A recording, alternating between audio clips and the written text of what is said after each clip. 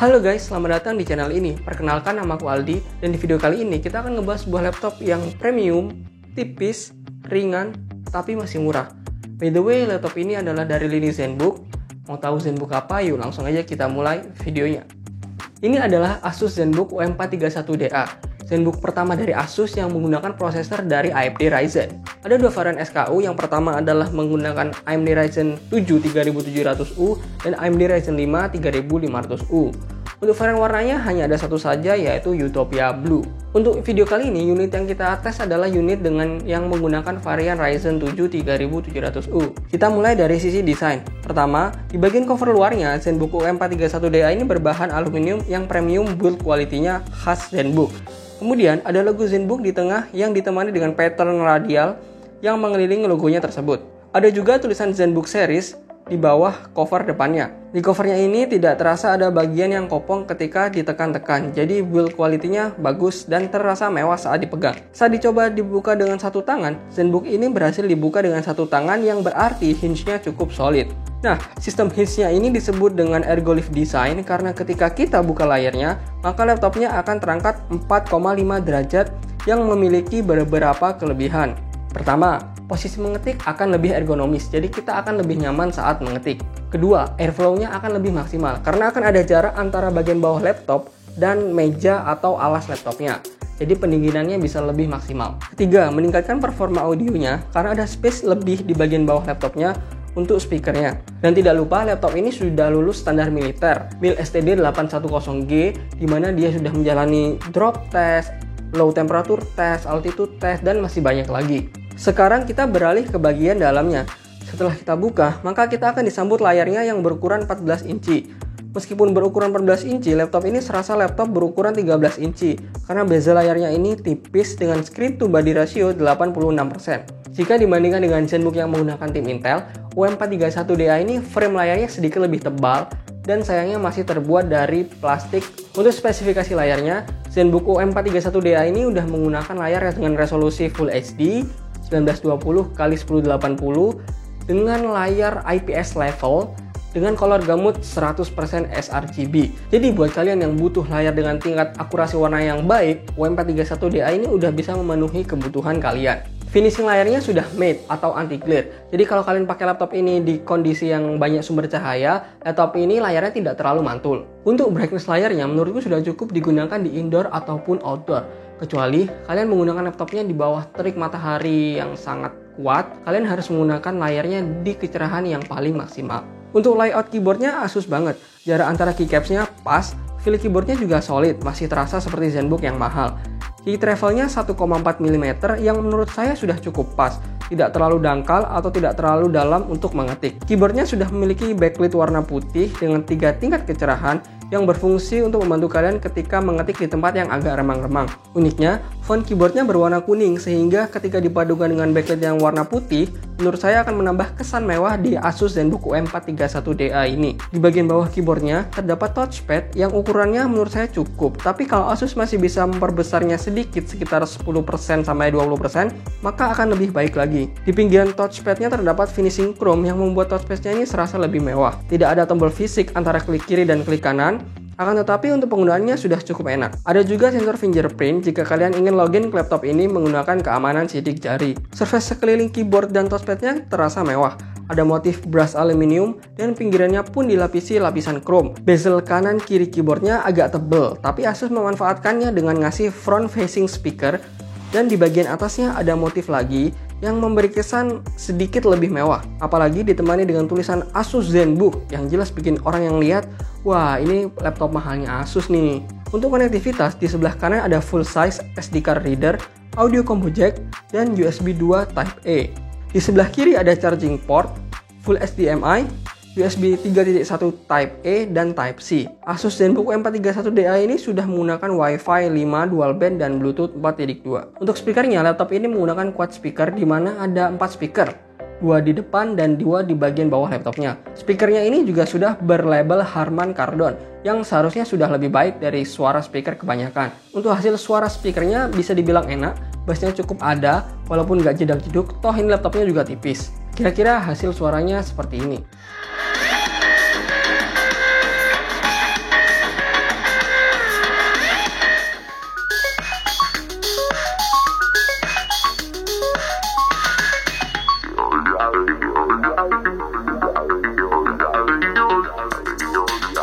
Berat Asus ZenBook UM431Di ini 1,39 kg, tebalnya hanya 1,59 cm, chargernya pun dimensinya kecil dan tentu aja nggak berat. Dan kita masih dikasih sleeve di paket pembeliannya, jadi kesan premiumnya masih terasa sampai di sini.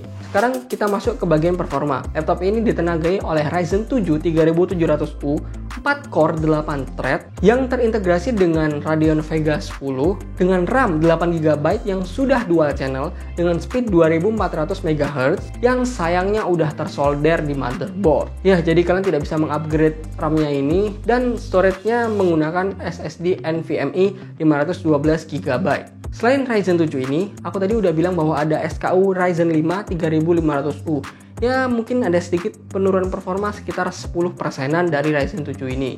Nah, sekarang kita coba uji bagaimana kemampuan laptop ini. Di tes Cinebench R15 di loop 10 kali, performanya stabil di angka 550-600-an. Well, dengan performa segini menurutku udah cukup untuk kegiatan sehari-hari. Kecepatan storage SSD-nya juga moderat untuk SSD NVMe saat ini di angka 1,6 Gbps. Untuk tes main game, kita gunakan game yang tidak terlalu berat karena sejatinya laptop ini bukan laptop gaming. Di game Dota 2, kita setting mentok kanan best looking dengan resolusi Full HD, kita bisa dapat skor sekitar 25-30an FPS. Kalau kita turunkan menjadi satu tingkat di atas fastest, jadi fastest itu kita naikkan satu tingkat, maka FPS-nya berkisar di antara 40-60an FPS kurang lebih. Untuk game CSGO, untuk settingan resolusi Full HD dan settingan grafis high, FPS yang bisa kita dapat adalah berkisar di 30-40 FPS. Kalau kita turunkan sedikit ke medium, FPS yang bisa kita dapat antara 40-50 FPS. Kalau diperhatikan, sepertinya performa dapur pacunya di limit oleh Asus. Bisa dilihat dengan nilai suhu GPU yang selalu bertahan di 66-60 derajat Celcius. Mungkin karena di ZenBook UM431Di ini hanya memiliki satu fan untuk mendinginkan CPU dan IGP-nya. Mungkin juga Asus memilih untuk menahan suhu keseluruhan dari laptop ini daripada dia harus melepas performa maksimal si Ryzen 7-nya ini. Dan benar saja, suhu laptopnya ini saat full load masih terbilang sangat jauh dari kata panas, atau bisa lebih dibilang adem. Hal itu juga akan berhubungan dengan baterai life-nya. Asus menyematkan baterai 47Wh di UM431Di ini yang menurutku ukurannya bisa terbilang cukup. Kalau Asus bisa nambahin ukuran baterainya akan lebih bagus lagi. Dalam skenario penggunaannya cukup sedang, yaitu browsing, streaming, terus sambil buka ngerjain office gitu ya, terus sambil kita jalanin aplikasi 3D Blender kalau kalian tahu, itu dia bisa bertahan sampai sekitar 6 jam. Well, itu terbilang cukup untuk skenario seperti tadi. Nah, untuk pengalaman penggunaan UM431 ini sejauh ini memuaskan. Desainnya cakep, mewah, build quality-nya bagus, dibuat ngetik juga enak, touchpad-nya juga presisi, dan performanya udah bisa dibilang cukup memuaskan. Pada awalnya waktu tahu Asus ZenBook ini menggunakan Ryzen, ekspektasi saya tidak terlalu tinggi. Tapi setelah dicoba, ternyata hasilnya jauh lebih baik daripada ekspektasi saya. By the way, karena ini menggunakan prosesor AMD Ryzen yang tidak punya discrete GPU, jadi hanya menggunakan integrated GPU, jadi RAM 8GB tadi diambil 2GB untuk si integrated graphic card-nya dari si AMD Ryzen-nya. Well, jadi RAM yang bisa kalian gunakan adalah tersisa 6GB.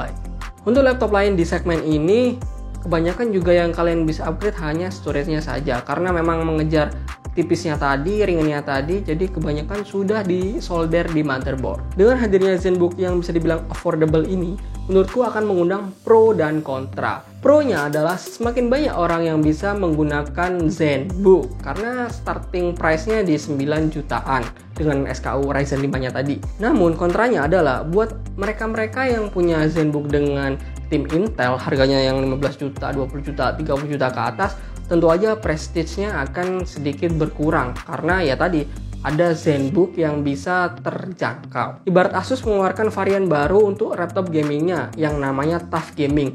Daripada mereka menurunkan brand ROG yang terkesan mahal, mereka bikin lini baru yaitu TUF, laptop gaming yang lebih affordable dengan price to performance yang lebih baik daripada ROG. Tentu aja ROG memang biasanya lebih mahal daripada TUF karena memang ya itu tadi prestige-nya yang kita beli.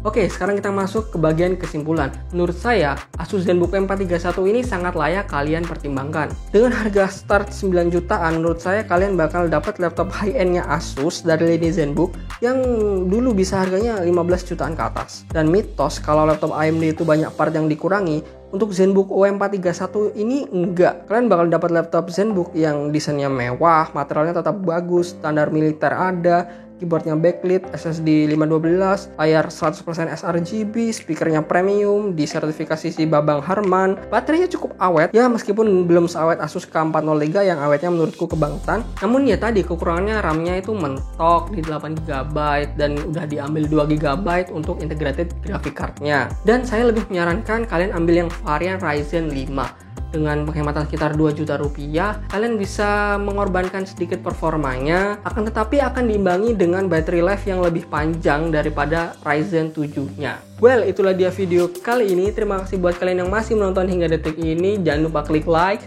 komen, dan subscribe channel ini, dan aktifkan tombol loncengnya biar kalian gak ketinggalan video terbaru dari channel ini. Sekali lagi, terima kasih telah menonton video ini, dan bye-bye.